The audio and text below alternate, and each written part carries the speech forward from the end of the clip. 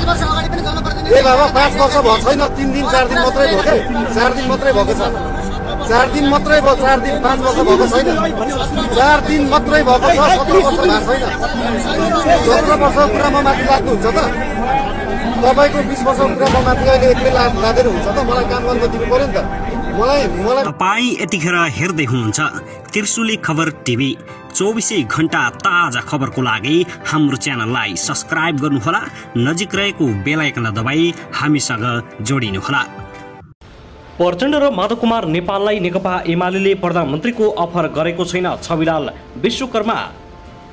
काठमाडौँका mayor Balendra Shah आज शनिबार पनि सिसडोलमा।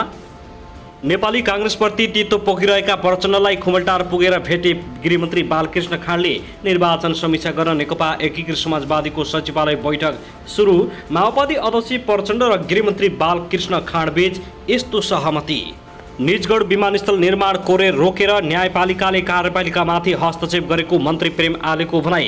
विश्वकर्माको दाबी सत्तारूढ गठबन्धन सङ्घ र प्रदेशको निर्वाचनसम्म टिक्दैन। काठमाडौँका मेयर बालेन्द्र शाह सिसडोलमा। नेपाली कांग्रेसले समाजवादी फसाउने, समाजवादीले कांग्रेस हँसाउने, नेकपा एमालेसँग मिल्ने, प्रचण्ड र माधव कुमार नेपाल प्रधानमन्त्रीको आश गर्दै बस्दै देउबालाई चिडाउने, ओलीलाई रिजाउने र एकाएक गोली चल्दा 2 जनाको मृत्यु, 3 जना घाइते।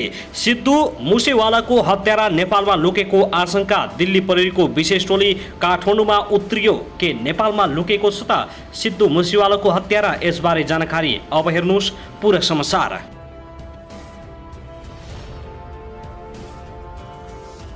दर्शक महानुभाव नमस्कार, तपाईलाई हार्दिक स्वागत छ हाम्रो च्यानल त्रिशुली खबर टिभीमा। यदि हाम्रो च्यानललाई अहिलेसम्म सब्स्क्राइब गर्नुभएको छैन भने सब्स्क्राइब गरी नजिक रहेको बेल आइकनलाई दबाई हामीसँग जोडिनुहोला। दर्शकहरू, फेरि पनि हामी तपाईहरुमाझ निकै महत्त्वपूर्ण खबरका साथ उपस्थित भइसकेका छौं। यो भिडियोलाई अन्तिमसम्म हेरी हामीले साथ दिनुहोला। दर्शकबिन, हाम्रो मेहनतको लागि एउटा सानो लाइक गर्न भने नभुल्नुहोला। कुन देशबाट हेर्दै हुनुहुन्छ, देशभन्दा बाहिर हुनुहुन्छ भने देशको नाम लेख्नुहोला। कुन देश हुनुहुन्छ, देशभित्रै हुनुहुन्छ भने जिल्लाको नाम लेख्नुहोला। कुन जिल्लाबाट हामीलाई हेरिरहनु भएको छ, के तपाईँ हामीलाई निरन्तर रूपमा हेर्नुहुन्छ? यदि निरन्तर हेर्नुहुन्छ भने रेगुलर अथवा नियमित लेख्नुहोस्। यदि तपाईँ नयाँ हुनुहुन्छ भने सब्स्क्राइब गर्नुहोस्, साथै छेउमा रहेको बेल आइकन दबाउन पनि नभुल्नुहोस्। आउनुहोस् आजको पहिलो खबरतर्फ लागौँ। संस्कृति पर्यटन तथा नागरिक उडान मन्त्री प्रेम आलेले 12 विमानस्थल बनाउन सर्वोच्चले रोकेको विषयलाई कार्यपालिकामाथि न्यायपालिकाको हस्तक्षेप भएको टिप्पणी गरेका छन्। आज शनिबार काठमाडौँमा नेपाल चलचित्र सङ्घको 47औं साधारण सभाको उद्घाटन सत्रमा बोल्दै मन्त्री प्रेम आलेले निजगढमा अन्तर्राष्ट्रिय विमानस्थल नबनाउन सर्वोच्च अदालतले गरेको फैसलालाई कार्यपालिकामाथि न्यायपालिकाको हस्तक्षेप भएको बताएका हुन्। निजगढ विमानस्थल आयोजनाका लागि सरकारले 3 अर्ब रुपियाँ खर्च भइसकेको अवस्थामा निर्माण रोक्ने फैसला उचित नभएको उनको भनाइ छ।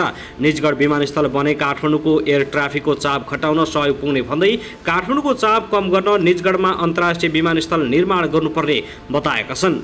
मन्त्री आलेले सरकारको आगामी आर्थिक वर्षको नीति तथा कार्यक्रममै निजगढ अन्तर्राष्ट्रिय विमानस्थल परेको र बजेट पनि विनियोजन भइसकेको अवस्थामा सर्वोच्चको फैसला सचिनमा विश्वास व्यक्त गरेका छन्। उनले भने, मलाई विश्वास छ सम्मानीय अदालतले यो निर्णयलाई सच्याउनेछ, किनकि सरकारको यसमा समय र पैसा दुवै खर्च भइसकेको छ। निजगढको एयरपोर्टले यात्रुलाई थप सेवा दिनेछ।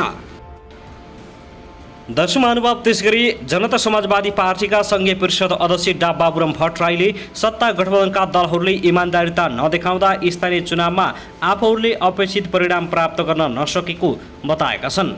चुनावी समीक्षा कार्यक्रममा सहभागी हुन शनिबार गोर्खा सदरमुकाम पुगेका भट्टराईले पत्रकारसँग कुरा गर्दै गठबन्धनका अन्य दलहरूले नैतिक आचरण विपरीत काम गरेको आरोप लगाएका छन्। गठबन्धनको धर्म अनुसार एकपटक निर्णय गरेपछि त्यसलाई जसरी पनि कार्यान्वयन गर्नुपर्थ्यो उनले भने, तर त्यसो भएन। लोकतान्त्रिक मूल्य मान्यता र नैतिक आचरण विपरीत भयो। यसकै फलस्वरूप हामीले अपेक्षित परिणाम प्राप्त गर्न सकेनौँ। विचार नमिल्ने शक्तिहरूबीच गठबन्धन हुँदा पनि समस्या भएको उनले तर्क गरेका छन्।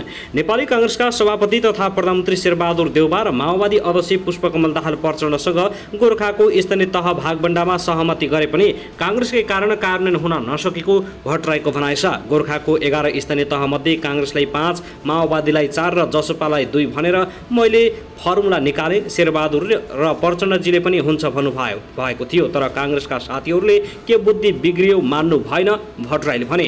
एकीकृत समाजवादी पार्टीले पनि ढाँड छल गरेको उनले आरोप लगाएका छन्। चुनावी तालमेल भएको ठाउँमा उनीहरूले जसपालाई सहयोग नगरेको बताएका छन् भने सङ्गठनात्मक कमजोरी र पार्टीभित्रकै अवस्था प्रतिस्पर्धाका कारण गोर्खामा चुनाव हारेको उनको भनाइ छ।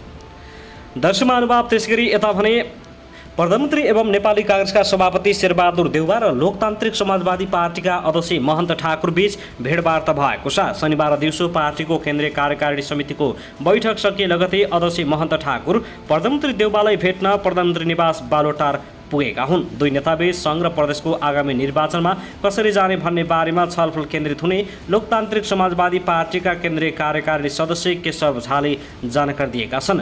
प्रधानमन्त्री देउवा र पार्टी अध्यक्षबीच आगामी चुनावमा गठबन्धन गर्ने विषयमा छलफल हुन्छ नै उनले भने। लोकतान्त्रिक समाजवादी पार्टीको केन्द्रीय कार्यकारिणी समितिको बैठक आइतबार बिहान 11 बजे पनि बोलाइएको छ।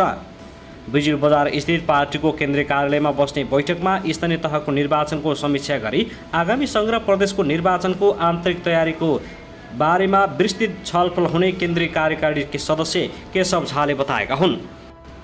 दर्शक महानुभाव, त्यसगरी गृहमन्त्री बालकृष्ण खाँडले नेकपा माओवादी केन्द्रका अध्यक्ष पुष्पकमल दाहाल प्रचण्डसँग भेट गरेका छन्। गृहमन्त्री खाँड पूर्व प्रधानमन्त्री समेत रहेका माओवादी केन्द्रका अध्यक्ष प्रचण्डलाई भेट्न शनिबार ललितपुरको खुमलटार स्थित प्रचण्ड निवास पुगेका थिए। प्रचण्डसँगको भेटका क्रममा गृहमन्त्री बालकृष्ण खाँडले स्थानीय तह निर्वाचनको समीक्षा र सत्तारूढ दलहरूको गठबन्धनको निरन्तरताबारे छलफल रहेको बताइएको छ।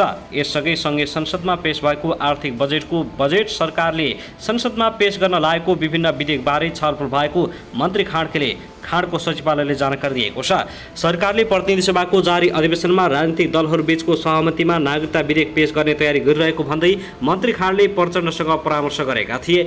यसअघि प्रचण्डले एक सार्वजनिक कार्यक्रममा काङ्ग्रेसप्रति औला उठाउँदै काङ्ग्रेसले अहङ्कार देखाए ठेगान लगाइदिने अभिव्यक्ति दिएका थिए। उनले आफूले एमाले अध्यक्ष केपी शर्मा ओलीले प्रधानमन्त्री बन्न अफर गरेको समेत बताएका छन्।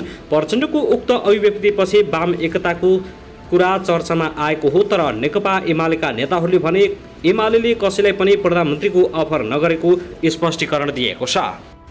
दर्शक महानुभाव, त्यसगरी निर्वाचन आयोगले प्रतिनिधि सभा तथा प्रदेश सभाको निर्वाचनको मिति सरकार समक्ष सिफारिस गर्न गृह कार्य अगाडि बढाएको छ। निर्वाचन आयोगले स्थानीय तहको निर्वाचन सकिए लगतै प्रतिनिधि सभा र प्रदेश सभाको निर्वाचनको मिति सिफारिस गर्न आन्तरिक तयारी सुरु गरेको हो। यसका लागि आयुक्तहरू भित्री रूपमा छलफल थालेका छन्। निर्वाचनको मिति निर्वाचन एकै चरणमा गर्ने कि 2 चरणमा गर्ने विषयमा छलफल भइरहेको प्रमुख निर्वाचन आयुक्त दिनेश कुमार थपलियाले बताएका छन्। आयुक्तहरूले आन्तरिक छलफल सकिएपछि औपचारिक रूपमा निर्णय गर्नेछन्। उनले भने यस विषयमा राजनीतिक दलहरूको धारणा र सुझाव पनि लिनेछौँ।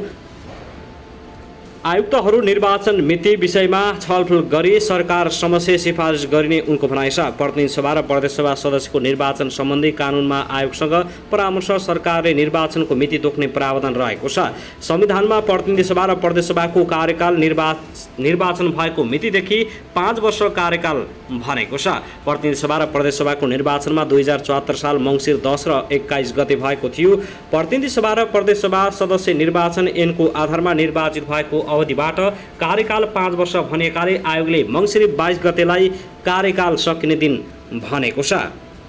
यसले गर्दा मङ्सिर 15 गते भित्र निर्वाचन गराउन सरकार समक्ष सिफारिस गर्ने प्रमुख निर्वाचन आयुक्त थपलियाले बताएका छन्। मङ्सिर 15 गते भित्रमा निर्वाचन गराएमा कार्यकाल सकिनु 1-2 दिनसम्म मतगणना कार्य सम्पन्न भइसक्ने हाम्रो बुझाइरहेको छ।